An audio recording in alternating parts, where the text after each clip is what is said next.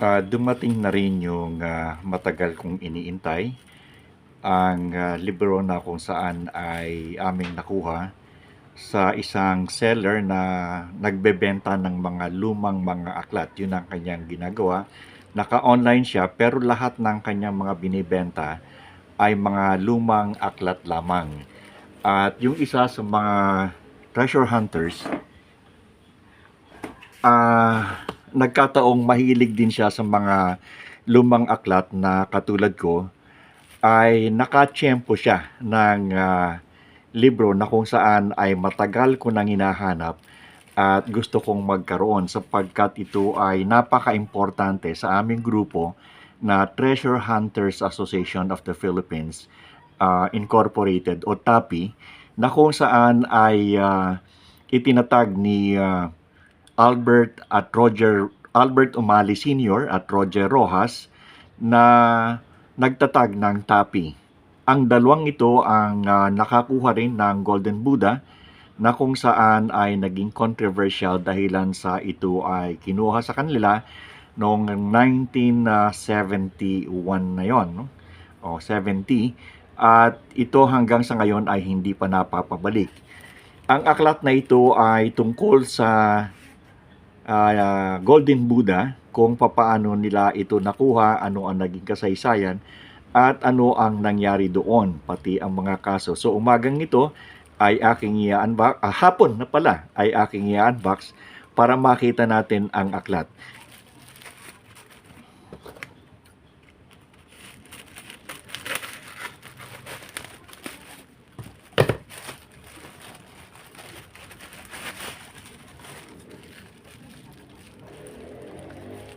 Ang title ng aklat ay Marcos Gold. Actually, ang title nito ay Tracing Marcos Gold.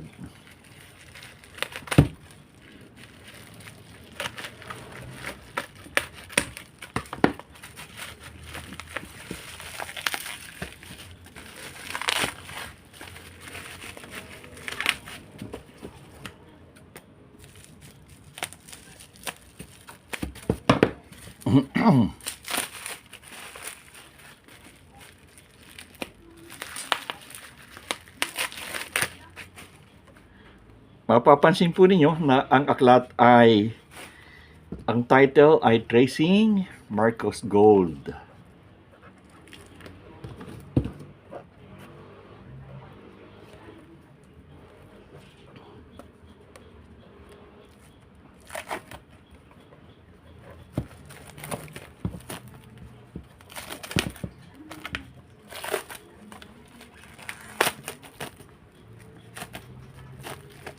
(1987) pala ito na publish.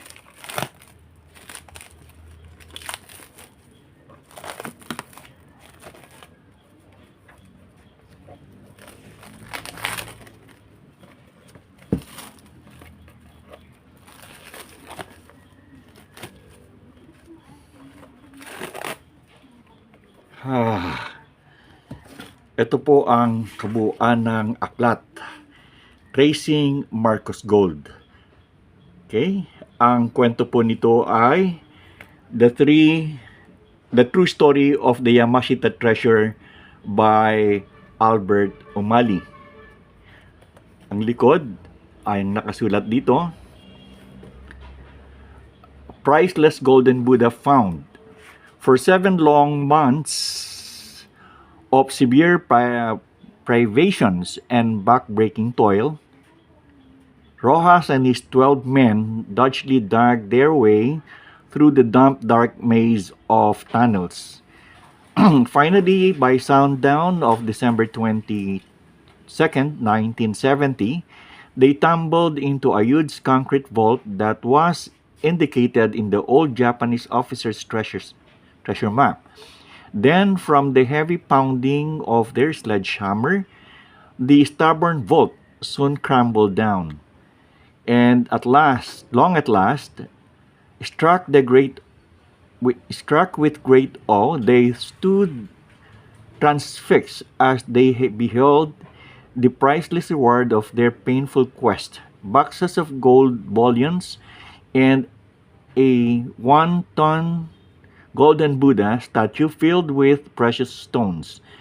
But unknown to them, the bloody hound of prey, the greedy power wielders, took the scent and were soon at bay. How much in cold cash is the estimated value of fabled Yamashita treasure left in the Philippines?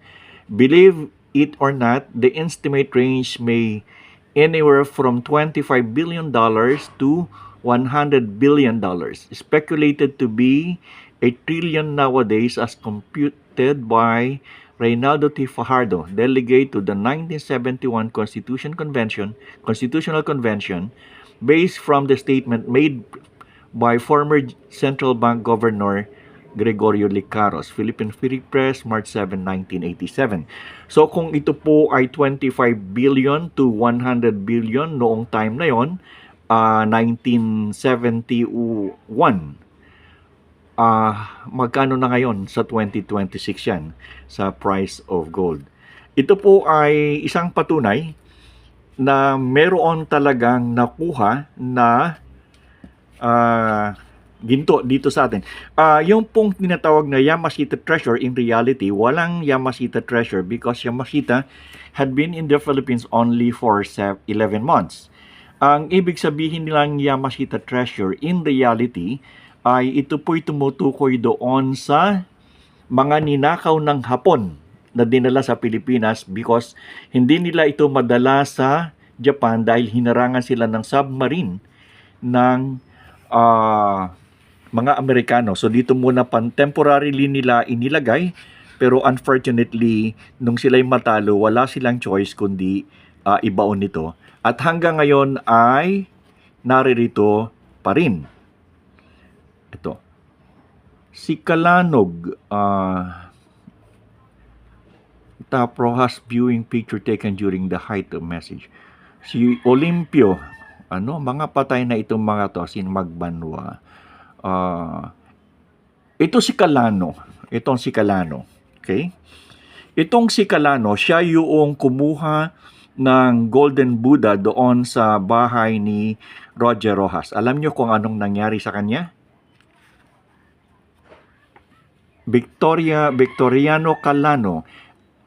According to townmates, Calano was afflicted with leprosy in 1974.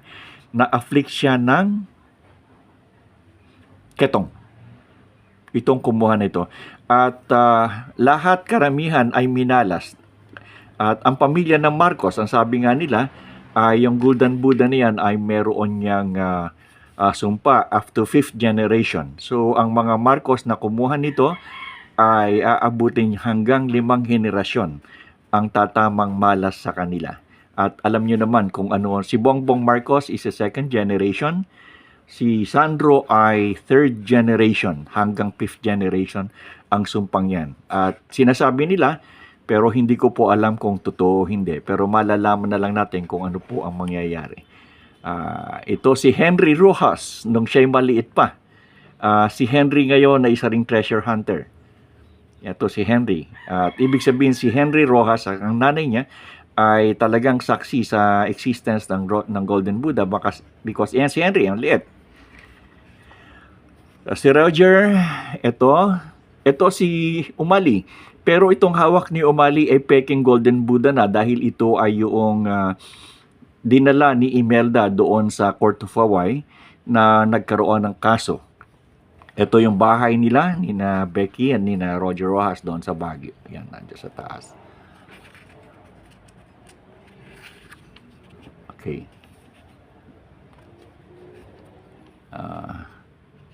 So, ito. Ito yung kung paano nila nahukay. Ito yung aerial or top view na ini-sketch ni Albert Umali kung paano nila pinasok. By memory siguro niya ay natandaan niya kung paano yung sistema ng pagpasok nila. So dito sila nagsimula, bumaba sila dito nila nakuha yung Golden Buddha dito sa area na ito. Tama ba? Baliktad. Baliktad. Ganito. Yan. So, paano ba ito?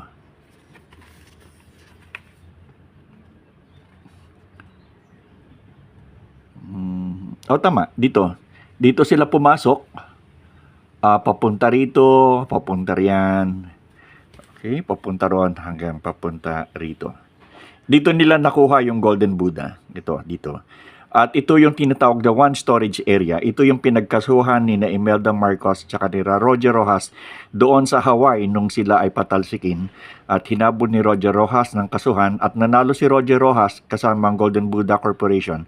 Pero hanggang sa ngayon hindi pa nagbabayad ang mga Marcoses. At ang masakit dito, Roger Rojas ay sinabing nila na pinatay ng walang putok. Na katulad ng sinabi nila kay pangalan nito. Yung isa dito sa mga nagsiwalat na si Bongbong ay nagtitake ng drugs. Si Morales, sinabihan si Morales na mamamatay na walang putok. The same thing na ginawa nila kay Roger Rojas na si Roger Rojas ay pinatay ng hindi binaril, ano? Actually siya ay nilason. Sana si Roger? Walang picture dito si Roger nung mamatay. So, ito yung hitsura, magkaiba. Ito yung fake, ganun yung kamay. Ayan, ito yung fake, ano? Ito yung original. So, sabi nila, nakatungo. Ito ay taas ang mukha.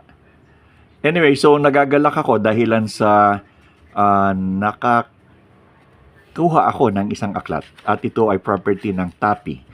Ito yung dalawa, si Roger Rojas at saka si Albert Umali.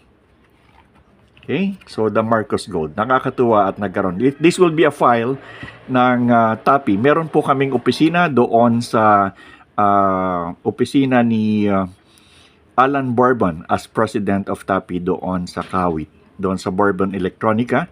At ito ay magiging bahagi ng aming aklatan. So ito yung isasama namin doon. Napakaluma na niya, tingnan ninyo. At ako'y natutuwa dahil kami po ay nagkaroon ng kopya. Nakabili kami nito. About the author, ito po si Albert Umali. Tracy Marcos Gold, The Bloody Trail of Yamashita's Golden Buddha. Kailan ito na copyright? Okay. ISBN, copyright and published by. Okay. Hindi sa Pilipinas ito print. Print ito sa Hong Kong. Printed in Hong Kong. Ibig sabihin, kasi dito ang nangyari ho dito ay lahat ng aklat na nito ay pag inilagay sa National Library, ang sabi sa akin dito ay lahat ay biglang nawawala, binibili at sinusunog. Wala pong masyadong lumabas na aklat na ito dahil ang aklat daw na ito, pag lumabas sa National Museum, National Bookstore, ay ito'y agad na nawawala at ito ay sinusunog. Kaya pala ito ay sa Hong Kong din pala ito print, hindi dito sa Pilipinas. Kasi by that time, Marcos pa rin Marcos regime. So, actually, tinorture si Albert Umali. Siya po ay nakaranas ng torture sa panahon ni Marcos. At ang sabi dito sa akin nung kanyang anak, nakasama rin namin, nung siya'y bata pa, dinadalaw nila yung kanilang ama sa kulungan, pinakulong ni Marcos, ay tinatadtad daw ng stapler yung katawan ng tatay niya. Tapos yung nanay niya, kapag bibisita sa tatay niya, dito kay Albert Umali Sr., ay pinaguhubad noong mga gwardya doon. Si Roger Rojas naman, kung natatandaan natin, ay 2 beses nakulong, tumakas, at hanggang sa binulag ang isang mata, nabulag ang isang mata. At kahuli-hulihan nga ay sabihin natin he was assassinated through poisoning. So ito po yung aking pagpapakita sa inyo at natutuwa ko kaya ako ginawa ng content ito dahil ako'y natutuwa. Kami po ay galing sa Treasure Hunters Association of the Philippines o TAPI. At napakarami. Kami nag-join ng party list pero nung malaman na Yamashita Treasure yung hawak namin, kami po ay disqualify ng COMELEC. Okay. So, A.L. O'Malley, Tracing the Marcos Gold. Thank you.